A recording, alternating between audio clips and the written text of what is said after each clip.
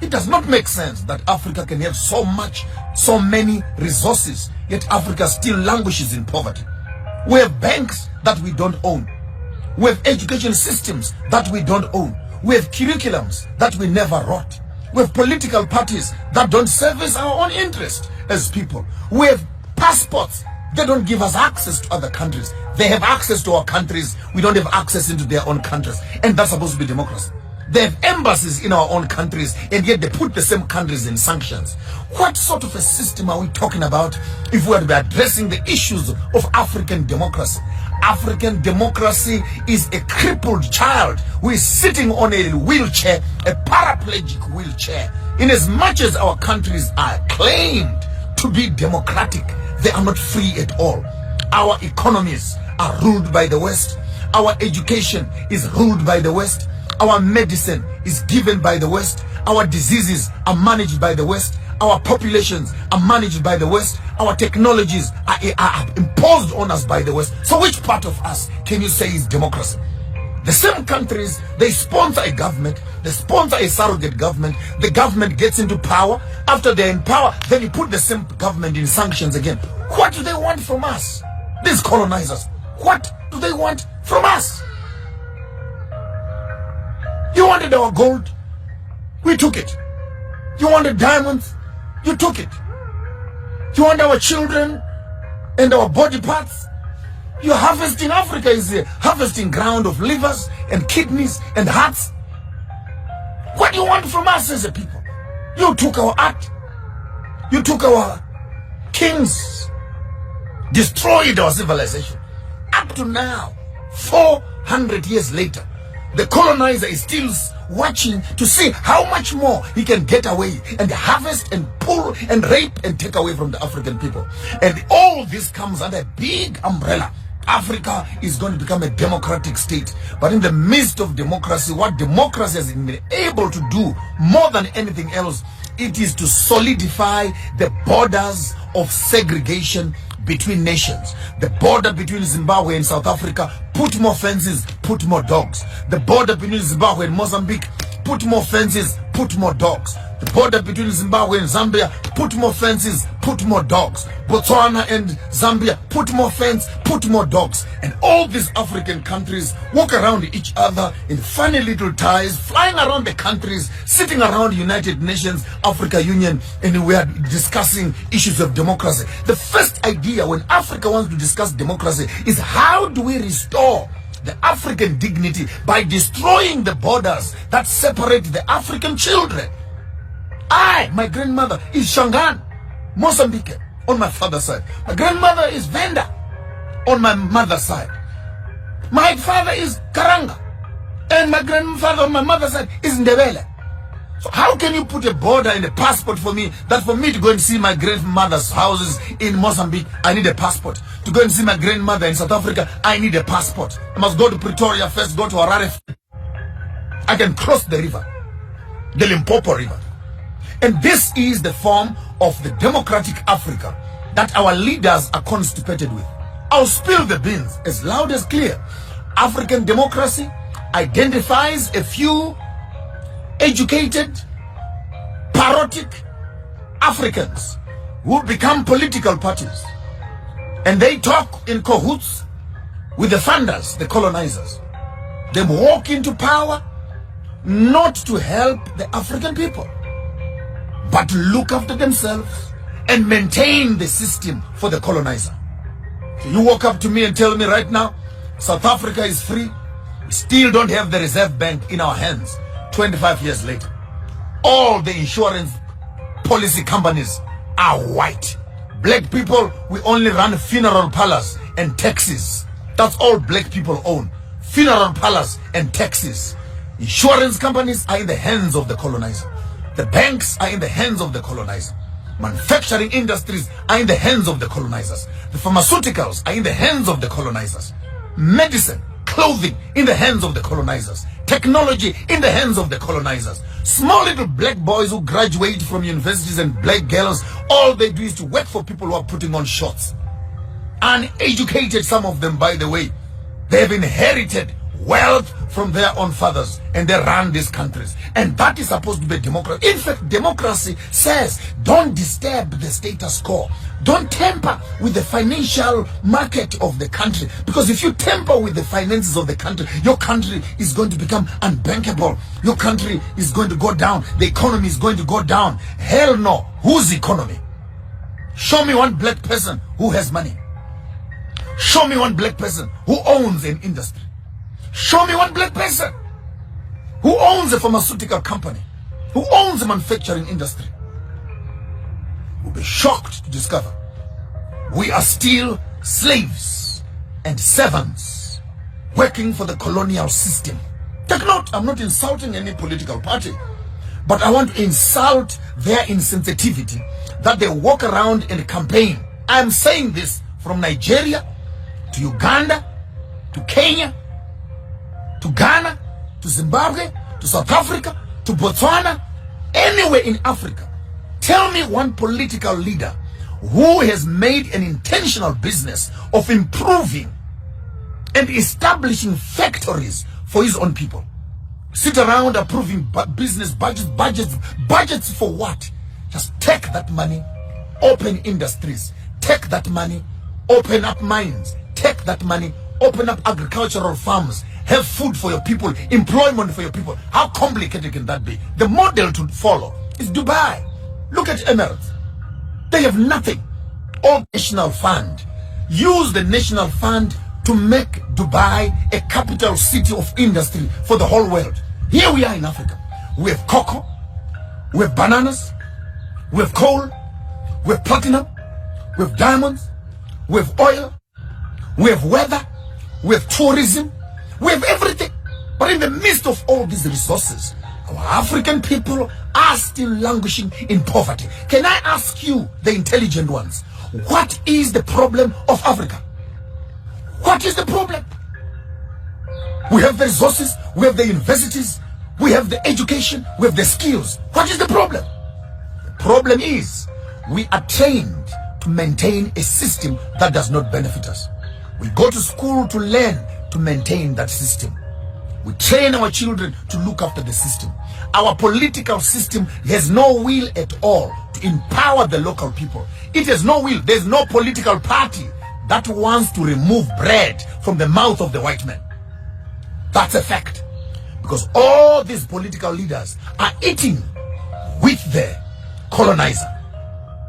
So how can you destabilize a system that is giving you food? So it's the typical state where Uncle Tom kind of boys who now are being told you are not like them. You are a better black than them.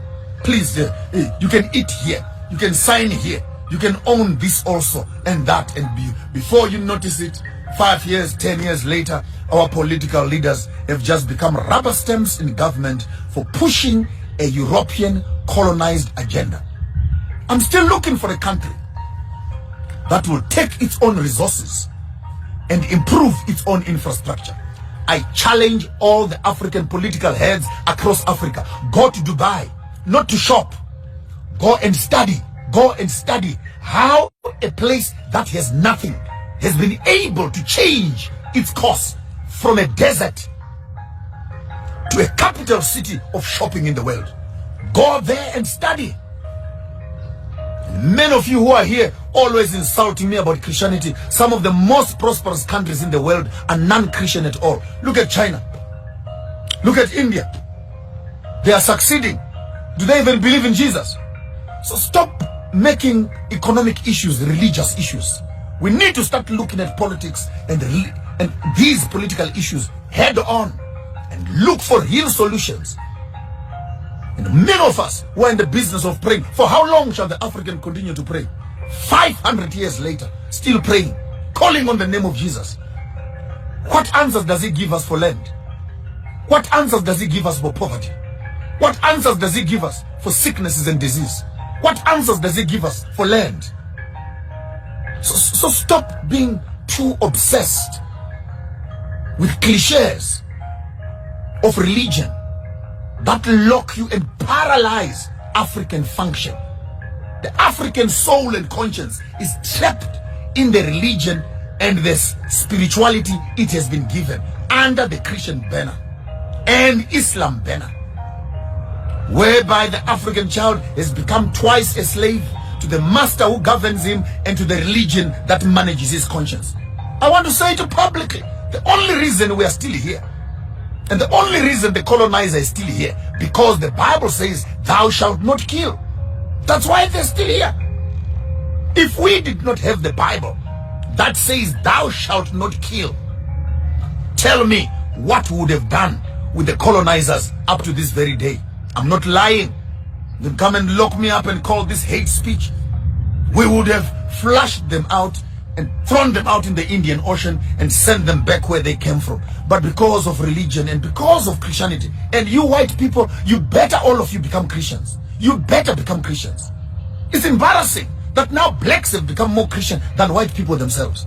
Because the only thing that is keeping you on Africa, living with people that you are oppressing, is the religion that you gave them. And I'm speaking on behalf of, I'm a minister of the gospel, fully trained. Our business is to manage the consciences of the community to make sure that they don't fight and revolt against the system. Yes, that's what we do. We teach the people how to dress, how to treat Mulungu, how to look for jobs, and how to become yes boss, yes boss, yes boss, and how to work together. And at the end of the day, the system we have been given is not there for the liberation of the African people. I challenge the political systems, challenge EFF, challenge ZANU-PF, I challenge ANC, I challenge all the political parties, wherever you are. When you win, when you lose, go to other countries and study and see how they have nationalized their resources so that those resources can benefit the local people. I can't believe Zimbabwe, my own country, has 87 rare minerals that are being looked and sought for in the whole world. And yet the country to date does not have its own currency. Does not have its own currency. What's your problem? The mines are in your hands. The taxes are in your hands. Can't you just take tax money and dig the damn diamonds, dig the damn platinum and sell it? Build roads and hospitals for the people? How complicated can that be? How complicated can that be? Can you please send this video to Elder Mnangagwa himself? How complicated can that be? No, there must be a board, a barrow, there must be a committee, there must be what? A board that will process things, and before the money even comes there, all the hungry political leaders are in the pot, harvesting and stealing the same money from the same coffers that's supposed to be helping the community. Where do we begin as African people? We're constantly running on hungry stomachs, and hungry stomachs don't make politics at all. And I want to say, as I said in the beginning, our problem in Africa, our problem is democracy. And democracy has no spirituality. Democracy has no God. Democracy has no ethics. Democracy has no morality. Democracy has no conscience. Democracy assists colonialism to survive more. Put a system that maintains the colonial system. If you want to fight with me, I can write a research paper on that, but that's a fact. That's a fact. You walk into power, you destabilize the system, they put you on sanctions, put your economies into quarantines and into chaos. There you are again begging and crawling on your feet, looking for the Western world to approve, give you loans and etc. How long will you, as my African people, how long will it take you to wake up from your sleep and slumber of eating the lollipops of Western civilization? And one of the most biggest poisons that we have eaten in Africa is the poison of democracy, which teaches us not to respect anything. I'm here to advocate for Ubuntu nation. Every man must look after his own family. Put R1, $1 per day for every member of the family who is living with you. Start a savings plan. 52 million people in South Africa, 17 million people in Zimbabwe, 2.5 million people in Botswana, 2.3 people in Swaziland. If we can put all this R1 per day kind of money, we are able to create our own banking, our own financial system, which can challenge and collapse all the financial institutions that Africa is now incubating, which are colonial systems. I don't care who they are, from Ernst & Young to Old Mutual to Standard Bank to FNB to Nedbank, all these systems that are in the hands of the colonizer. We don't need these systems at all. If we can take the money that we work for and we keep it together. Now, because we are all in debt, let's start slowly. Let every member of the African Ubuntu nation create a doggy bag, a kitty, have a small little savings plan in your house. 1 rand per day, 1 pula per day, 1 malangeni per day. Keep that money with you. We'll make a calling very soon. We put all those 1 rand per days into one big kitty. We can begin, even if the white people say they want us to buy the land, we can afford to buy the land for ourselves. 52 million rand a day or 47 million rand per day times 10, that's for 10 days, times 100 days, times 1 year. Those are trillions of dollars. We don't need a donation from anybody. With that money, we can build our own universities. We can build our own hospitals. We can build our own houses. We can look after ourselves. If we understand, we can make the resources work for us. Instead of taking 2,000, 3,000 rand per month to pay for a gym, to pay for health insurance, to pay for insurance, which we can't even afford. Why can't we take our own money, 1 rand per day, buy and build our own hospitals, which we can look after ourselves, which we can afford, competitive prices for our own people. I'm here to advocate for a new day for the African people. We're tired. I'm getting old, and I'm wondering how long will this go. Please start Googling, start reading about Ubuntu Nation.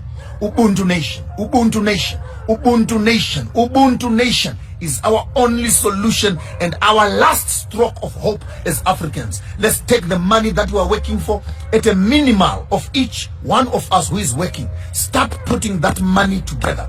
Before the end of this year, we will open up an account which will be thoroughly transparent to the whole continent for everybody to see where your money is going. We'll start using this money for the development of the Ubuntu concept, then spread it over into all the countries, and we can begin to have our own savings plan. We can build our own infrastructures, and the issues of politics and governments, we can always deal with them a bit later on. I'm not interested in politics. This is not a political party. This is a nation building initiative. A nation building initiative. We are not talking politics. Time for politics is over. We have given political leaders from 1945, 1960, more than 68 years of democracy. But each democratic country has made its people poor and poor. And no one wants to admit that we cannot run this system. It's failing us. It's failing us. Politicians are saying too much, saying too much, saying too little, doing too little, speaking too much, doing very little. It's high time we take our economy into our own hands.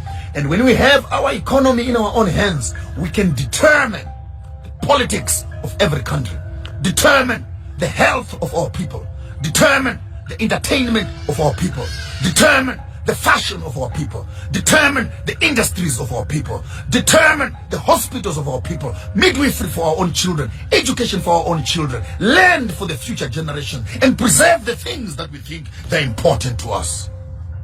Ubuntu Nation. Ubuntu Nation starts with you as an individual. Tonight, buy, organize a nice little bucket, a kitty in your own house. From the beginning of the year to date, put 1 rand, 1 rand, 1 rand, 1 rand, 1 rand, $1, $1, $1, 1 puller, 1 puller, 1 puller for all your children. Let's see how that kitty looks at the end of the 3-4 months, when 10, 15, 20 families can begin to put all those 1 rand per day initiative into one kitty.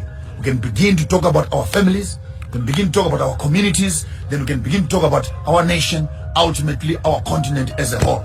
I'm here to advocate the initiatives of Ubuntu. Ubuntu, Ubuntu Nation is our passport out of poverty. You accept this, Africa will go forward. You refuse this, go back into slavery for another 2, 3, 500 years until you wake up to discover the solutions of the future are buried in the processes of the past. There's nothing more I can do for you. You can tell them, they can come and pick me up here. They can come and kill me. I've said what was in my heart. Africa needs a solution. The solution is not going to come from donor money. The solution will come when Africa begins to make its own savings plan and build for itself its own infrastructure to protect and secure the future that we're looking for. Until we meet again tomorrow here on your afternoon drive with Maponga J. Ubuntu Nation. Ubuntu Nation. It's what we are all about. Take this video and share with everybody else on the continent. It's high time we restore the broken walls of our own kingdoms. I'm here to advocate and announce the break of a new day for the African people. Tell your politicians they must start packing their bags and going where they are being paid for they have not benefited my people at all. Until we meet again tomorrow, same time, on your afternoon drive, cut and paste. This is your material. I don't have power over it. Cut and paste. Share on all platforms. Let the message of Ubuntu ring on every continent around Africa. Let the black child know we have a home, and that home is in Africa. The home of the African is Africa. The home of the Africans is in Africa. Yours truly, Maponga J. Chigaramboko, Garmashamba Huda, Shirana Wanji. Makumbomana, Mwisendewe Shan. So say we don't meet.